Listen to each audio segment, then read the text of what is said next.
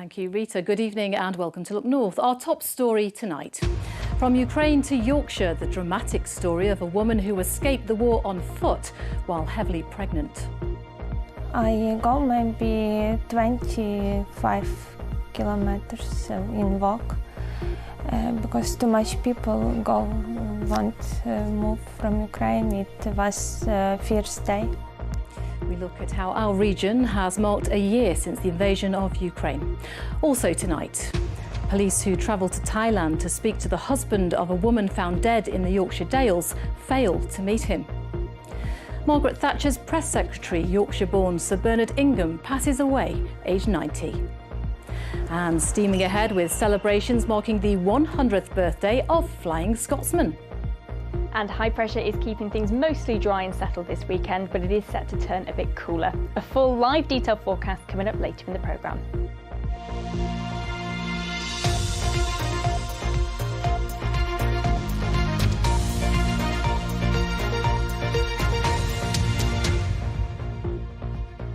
Good evening. Across our region, events have been taking place to mark a year since Russia invaded Ukraine. Millions of Ukrainians left the country as Putin's tanks rolled in. On tonight's programme, we'll hear from those who ended up making Yorkshire their temporary home. We'll also find out how local communities are still providing homes and support. But first, we start with one woman's dramatic story of how she escaped from Ukraine heavily pregnant and walked 15 miles to Romania. Daniela has been speaking to our reporter, Rima Ahmed. It just happened in one day and people don't have plans. You need to live. On the day the war broke out, 23-year-old Daniela literally walked out of her country into Romania, wearing only the clothes she had, all whilst 8 months pregnant. I walked 25 kilometers because too much people won't move from Ukraine. It was first day. Daniela ended up walking all the way to Romania and giving birth in the country by herself. When Elizabeth born, it was difficult because I was alone. I don't have family. I miss my mom, dad. It was difficult. And the difficulties didn't stop there. She was scammed by a man who'd offered to help her. This man take my money. When I come back with hospital with Elizabeth, I don't have home, I don't have money. I just sit and think, what next? With no money, nowhere to stay in Romania and a newborn baby, Daniela made the decision to walk back into war-torn Ukraine. Daniela then found herself in the unique position of escaping her home country for a second time to Poland with her grandmother. There, she found a route to the UK, where a host family in the Home Valley reached out. There are always things on the news, aren't there, that kind of get to you and get to you in the heart. And you sit there and think, I want to be able to do something about that. So that was the reason for it, really. Just my heart told me to do it, and we had the space, so why not? Bev's husband take me and my grandma, and I feel easy. I feel I have safe now. It was brilliant. We had a fantastic Christmas that seemed to go on forever because we celebrated so many different days and had so many different types of food. So my expectations have more than been met, really, and I've probably gained more than I've given, I'm sure I have. Not long after opening up her home, Bev was diagnosed with a rare form of womb cancer, and the Ukrainian family who she was supporting returned the favour by helping her through treatment. When I told them, they were really upset about it. But I've been such a support to me psychologically and also physically. You know, I'm not allowed to do anything in the house anymore now. Living life to the full, to me, means having great relationships with people. What better way than to kind of meet other people and share a home with them? After a difficult journey, Daniela was lucky enough to land on her feet. But while she settled here in Yorkshire, Ukraine will always be home. I'm happy.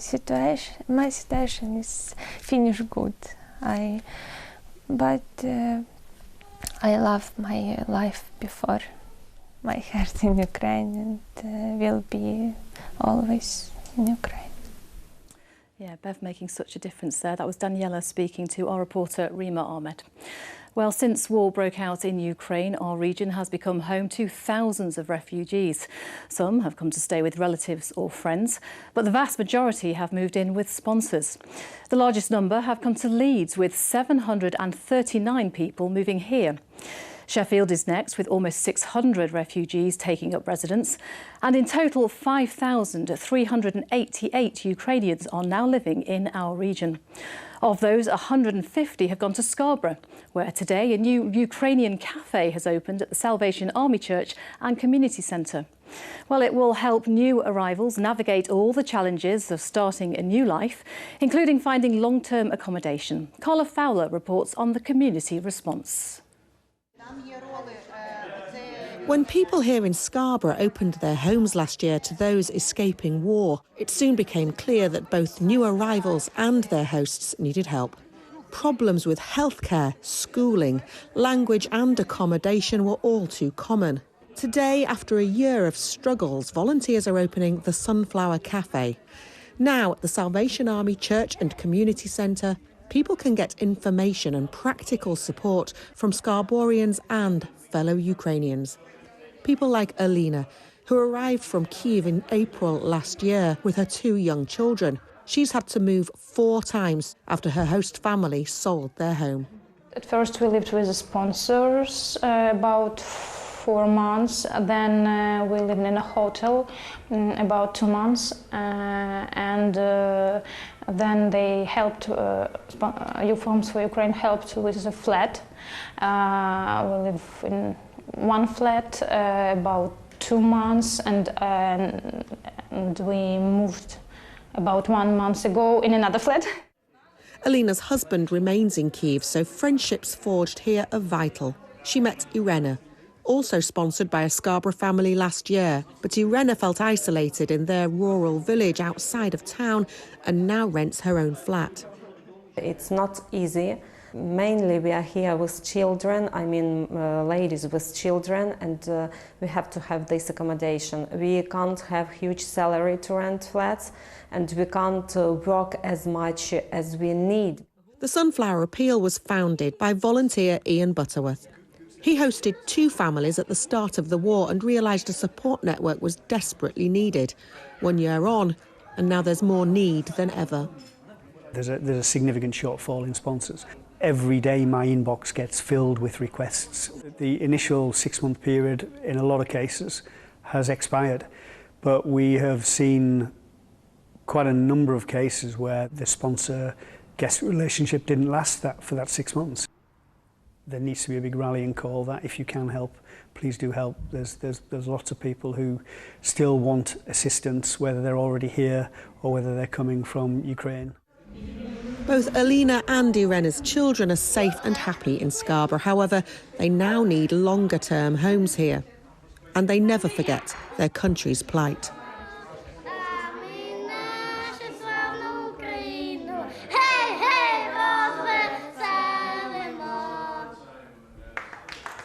Well, across our region, events have been taking place today to mark the year's anniversary since Russia invaded Ukraine. It's been a time for Ukrainians to reflect and to come together. A rally has just taken place in Leeds tonight. Our reporter Phil Bodmer was there. Well, there have been a number of vigils and rallies right across the region today, and this one is being held at the Leeds War Memorial in the centre of the city. Let's talk to Olga Callahan from the Ukrainian Association of Great Britain. Olga, just explain how important today is 1 year on from the beginning of the war. It's 1 year on from the beginning of the war, today actually. And a lot of people that you can see here with me are people, newcomers that have been in the UK since the start of the war. And particularly for them, it means there's a reason for them. It shows the world why they are here. Most of them have got families, husbands, brothers that are still out there fighting for Ukraine. And these ladies have come here with their children alone. And for them, it's to show everybody that we are still here, that we are proud of our Ukrainian people, that we're proud of the resistance and their bravery, but also, by the same rule, thankful to the United Kingdom for everything that they've done for them. Briefly, how have they settled in? Because it is a difference, isn't it? Have they been given a warm welcome in the UK and in Yorkshire? Oh, very much so. But it was only to be expected that would happen. We knew that would be the case. You get a warm welcome from Yorkshire people particularly, but it's very hard for them. They've come here without knowing the language, without knowing anything. And it's amazing how they've all settled in. They're all having lessons to learn English. They're looking for jobs. They're now looking for their own places to live, because most of them are with sponsors, and they just want to live a normal life. Okay, well, good to talk to you. I know you're going to march up to Dortmund Square a little later on, but also in addition to here in Leeds, in Bradford, they held a silence today in front of the City Hall there, where a number of people turned out draped in Ukrainian colours. And also in York at midday today, there was a special service, and then followed by thousands of blue and yellow petals which were dropped from the central tower at York Minster. It was quite a moment. So a number of rallies across Yorkshire today in memory of those who've given their lives during the war in Ukraine. And of course, as the conflict goes on, many people's thoughts will be turning to those back in their homeland. Well, for the past year, local groups have been travelling to Ukraine to deliver aid and supplies to those caught up in the conflict. Amongst them was the Haworth and Worth Valley Rotary Club. We're joined now by Amelia Meremias and John Midgley from the club. John, first of all, if you can just tell me, what kind of things did you take over there? You've only just come back, haven't you? Yeah, we've just come back from our 4th trip last Friday, and what we were taking was aqua boxes, which are boxes of filters for purifying water because of the infrastructure being damaged so badly. We took 60-odd generators, food, clothing, hundreds of sleeping bags, duvets, bedding, and medical equipment and supplies. Yeah. It's a massive effort, isn't it? And it's gone on for months now, Amelia, hasn't it? Those weeks have turned to months. How are the people who you've met? Well, this was the first time that I actually noticed that there was some really visible vulnerability. I was always noticing, since I've been there since March, and noted that very much people are stiff upper lip and I saw no tears. Yeah. But this time around there were some tears, and it just seemed that people were getting tired, and there was a lot of tension, maybe also not only because it's been going on for such a long time, the war, but also because they're anxious about what's coming next. And it's been a huge effort here in Haworth. Just tell me about the kind of organisation that goes into a trip like this. Well, it's local donations, Rotary clubs in the area, Haworth of course, and my mother club is Skipton Craven. Companies, firms, a lot of private individuals. Something that we've sort of discovered during this work is that all these small groups that are doing it are doing a fantastic job, but they're suffering from a lack of transport. And what we're trying to do now with Rotary is organise a new charity called FAST, which is Fast Aid Support and Transport, to coordinate picking up goods from all of these small groups and getting it to Ukraine as fast as possible. In the past, it's often gone on big trucks and ended up in Poland and not actually got right through to Ukraine quickly. And this is something that we're trying to put right. Unfortunately, we're running out of funds quite quickly now. And a big effort ahead, but I think you're both going to do it. Thank you so much for your time this evening. Thank you. Thank you.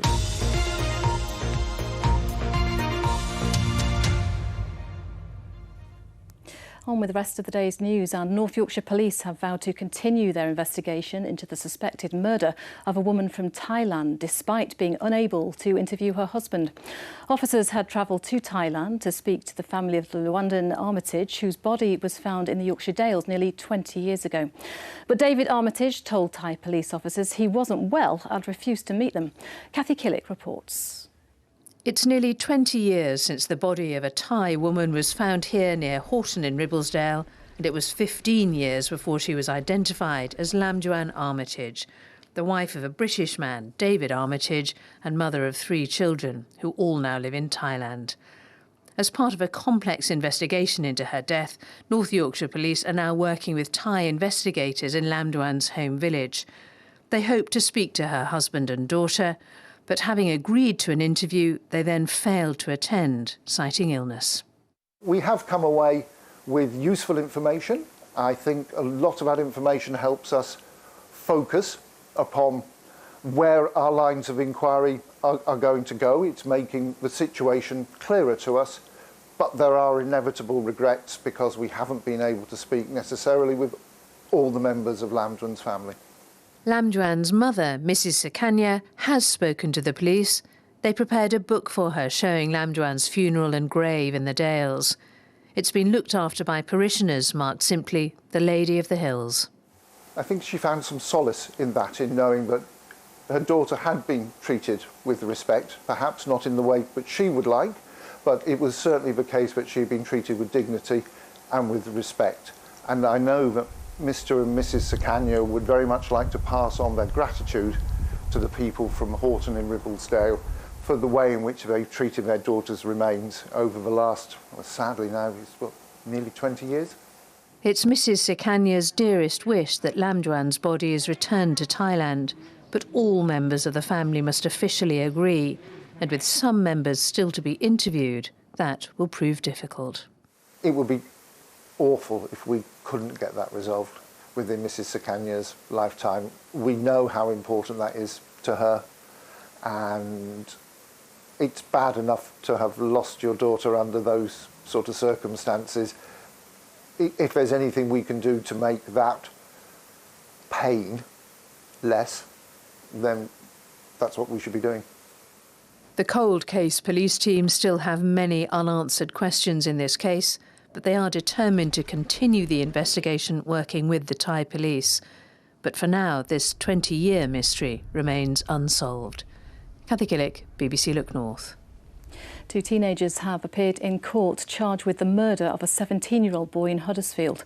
Harley Brown was found with stab injuries in the early hours of Monday morning on Kingsmill Lane in the town and later died in hospital. At Leeds Crown Court, a 14-year-old boy and a 16-year-old boy were remanded to youth detention accommodation. A further court hearing will take place in March. 4 pupils have been suspended from a school in Wakefield after a copy of the Quran was damaged by students. It happened on Wednesday at Kettlethorpe High School when a copy of the Islamic text was brought in by a Year 10 pupil. The head teacher said there was no malicious intent from those involved and has held a meeting with community leaders who were concerned by the events. We have to allow the school to deal with these young people and address any concerns that there is, address any issues there are, and re-educate children about the respect and tolerance that we have for British values.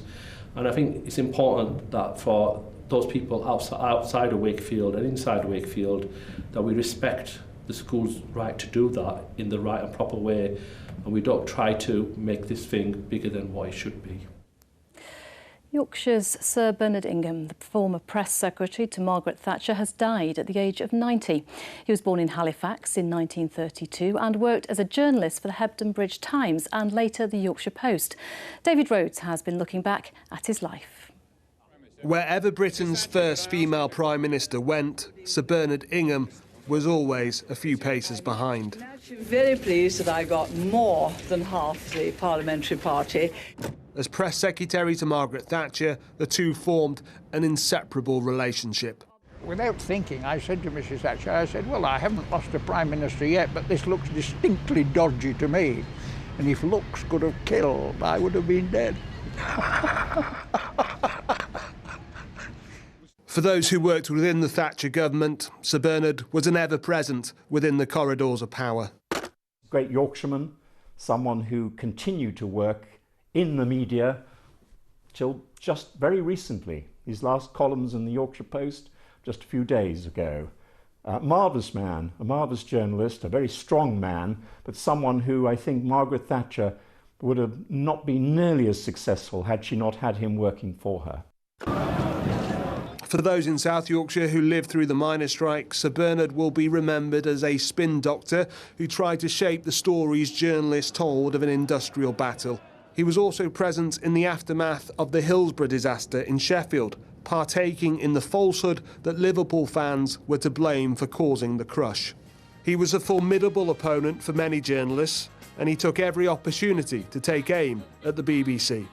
Hello, welcome to the Midnight Hour. Tonight we are, as it were, the BBC at prayer. Throughout his life, Sir Bernard was a proud Yorkshireman. Born in Hebden Bridge in 1932, he became a local journalist and he supported the Labour Party in West Yorkshire as well. Whilst his career would take him across the world, his heart never left the White Rose County.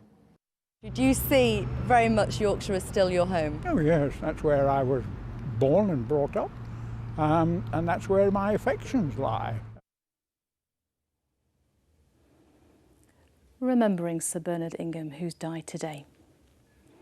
Now, Sally is here with the sport. And Sally, you've been meeting the new manager of Leeds United, I believe.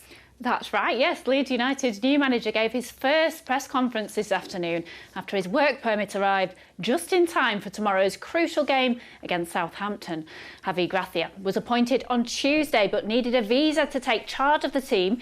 He admitted it had been a tiring week but said he was full of energy for the big task ahead, saving Leeds from relegation.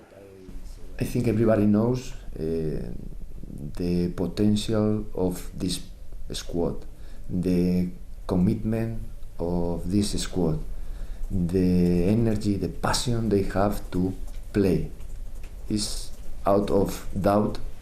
They, in this moment, need a good result to change the dynamic because the rest of the things they are doing really well. What are your first impressions of Yorkshire as a place to live?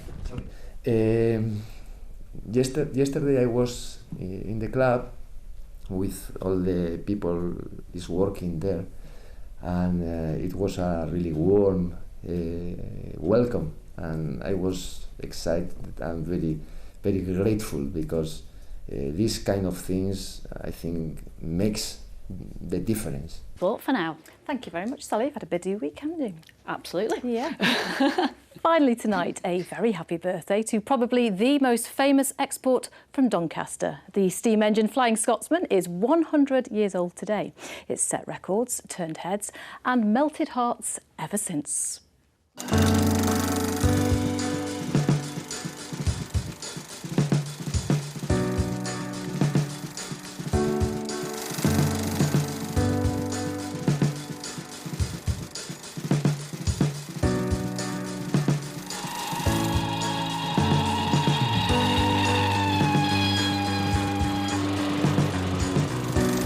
Only done 3 million miles.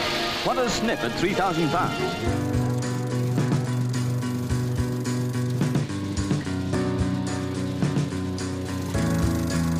The world's most famous railway engine was off to America on a trade-boosting mission.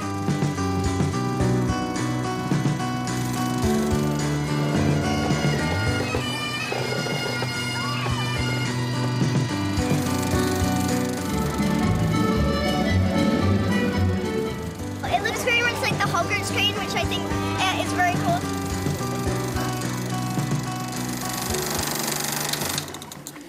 Some lovely memories there. Now, the weekend is nearly here. Abby, how's it looking? Well, it's not looking too bad, to be honest with you. Let's just have a quick look at some photos that were sent in from today. I think probably my favourite type of weather for Weather Watcher photos. So this gorgeous rainbow shot, double rainbow shot, in fact, from Noisy Moisey in Bracewell. Thank you for sending that one in. And this has to be my favourite Weather Watcher photo that has ever been sent in. How could I not choose it for this evening? So if you think you can beat it, if you can take something cuter or prettier this weekend, by all means try. I think you may well fail, but all the details are on your screen now as to how you can get involved in sending us weather photos here at Look North. So the weekend then is upon us. High pressure building in as well, so lots of largely dry and settled weather in the forecast. It's just set to turn a little bit cooler, so a bit of a drop off in those temperatures and slightly stronger winds. But here's our big area of high pressure. It's building in, it's taking hold of things for the weekend, and it's actually sticking around through much of next week. What we will notice, though, is our wind direction changing. So we're going to start to draw in pretty chilly air from the north. So particularly if you're heading to the coast this weekend, there will be quite a significant onshore breeze here, I think. But looking at the satellite from earlier today, we started the day with a lot of clouds and patchy rain. That was a cold front. Once that cleared, we saw some nice spells of sunshine. So we are going through to the evening with some clear spells, a bit of patchy clouds still mixed in, and a few showers. Those showers are going to continue to be blown in, I think, off the North Sea on that brisk north or northeasterly wind, with our temperatures overnight dropping down to around 1 or 2 degrees Celsius. So quite a chilly start, I think, to your weekend. High waters then for tomorrow. Bridlington, we're looking at 2 minutes past 8 in the morning, and then again at 8 minutes past 8 in the evening. So a chilly start to your weekend, but mostly dry and bright.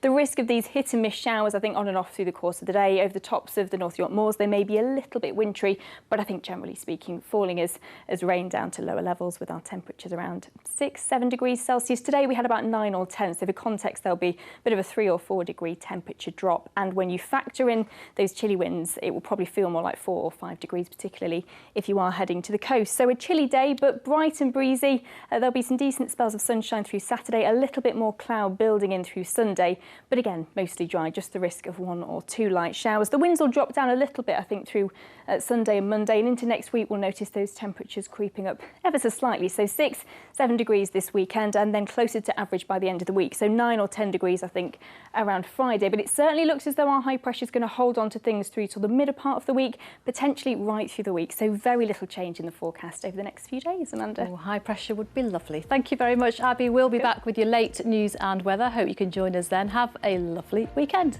Goodbye.